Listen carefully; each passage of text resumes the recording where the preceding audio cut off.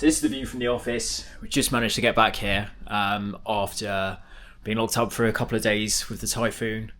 But that's passed now. It's like life's back to normal. I have to say it was quite impressive because when I was in Dubai and they had big floods there was just like zero infrastructure to handle it. And Hong Kong just sort of bounced back like that overnight. So well done, Hong Kong. And yeah, glad to see. Like, I know there was a bit of damage, but it sort of came and went. So that was good.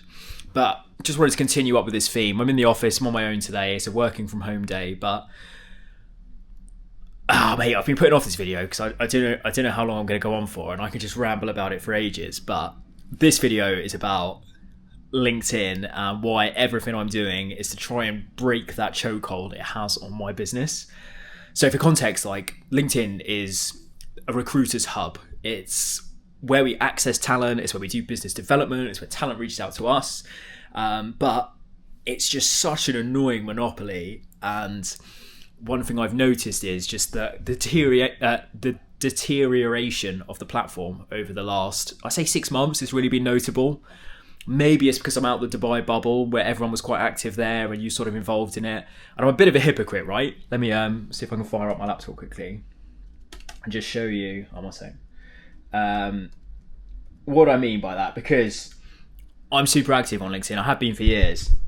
You can see there, got decent engagement, closing in on 6 figures worth of followers. But honestly, it's radicalized me. It really has this year. And there was a day last week that was like the straw that broke the camel's back, because they keep changing the algorithm, and to no one's benefit either. Like, I don't know why they do it.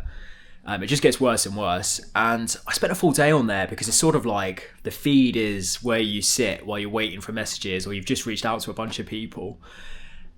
And the standard of content was just so mind-numbing. And at the end of the day, I was like, I can't remember one post I've read, but I've spent a good portion of my day there. And it's just a bunch of people pushing the idea that they need a personal brand when they don't. And LinkedIn's like inherently corporate, right? It's tied to work. So it's always like a watered down version of a personality, or people that try a bit too hard to sort of push this, oh, I don't care about work and corporate. It's just a bit weird, to be honest. And if I can compare my experience on there to X, where if I go on my bookmarks tab, there's like phenomenal value there. There is like so many, there's a lot of shit as well. But once you get the algorithm right, it's such a good source of value, and you can constantly refer back to that and sort of self-improve. YouTube, YouTube Premium is one of the best ROI investments you can possibly get. Like, it's phenomenal. Obviously, maybe not these videos, but others. And you compare that to LinkedIn, and it's just rubbish. The standard of content is so low, and it's not well regarded. And a lot of the big entrepreneurs on there, they're more active on other platforms. So you're forced to take part in this social media part of it, which, why is there a feed? Why do I need to see another recruiter who is 50 years old trying to push a personal brand? I just don't need to see that. And, I've been guilty of sort of playing it in the past, and it is useful to do 1 or 2 posts a week just to get your name out there. But, people are doing it 5 days a week, and the content they're coming up is just absolutely mind numbing.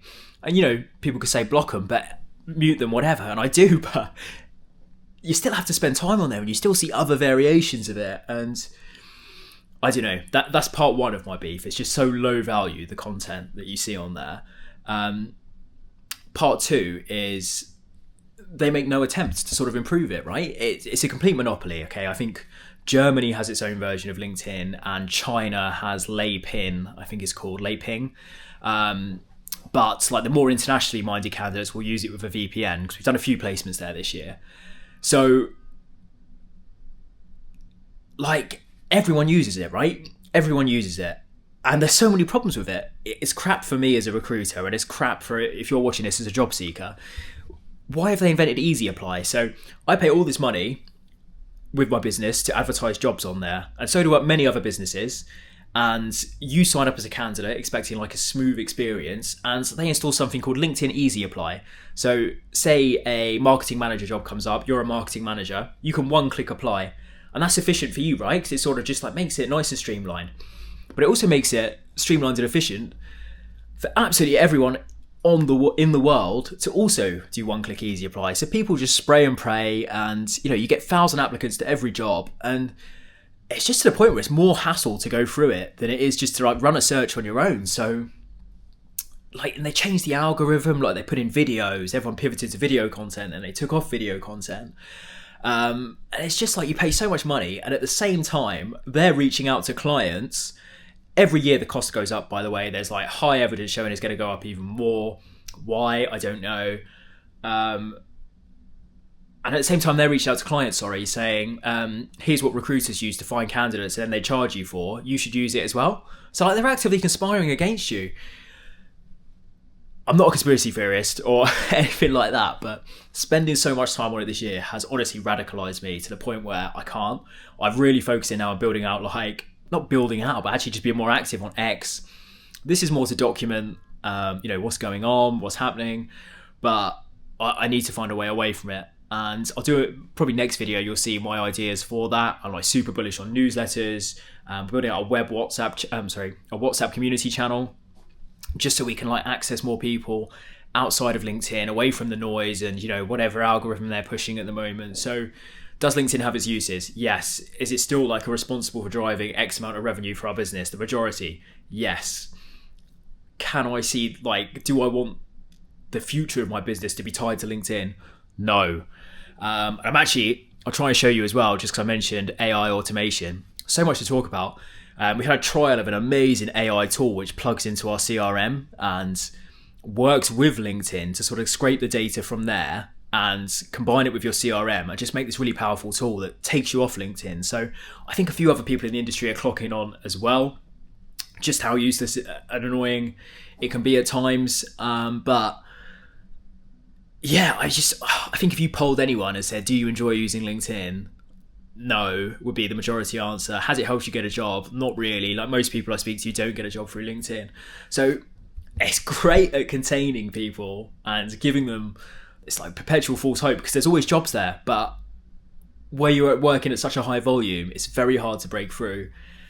And the sort of flip side of that is that it's just, not enjoyable. I don't like it. You don't like it. So my thoughts are, well, let's try and find a way to use it less. And actually, I don't see many recruiters doing anything else other than this. So I'm hoping I've got a bit of a first mover advantage.